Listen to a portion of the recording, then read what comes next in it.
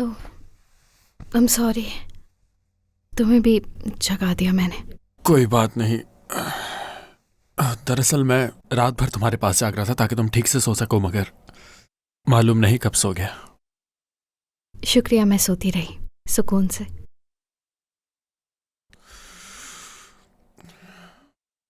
बहुत अच्छी खुशबू आ रही है। नाश्ता करोगी क्या?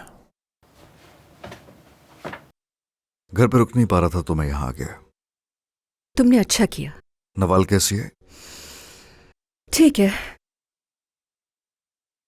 आहिस्ता आहिस्ता ठीक हो रही है वो। अली उसके साथ है, शुक्र है। और तुम? कैसी होंगी मैं? घर शिफ्ट किया तो सोचा था कि एक नई जिंदगी का आगाज होगा, मगर ये क्या हो गया।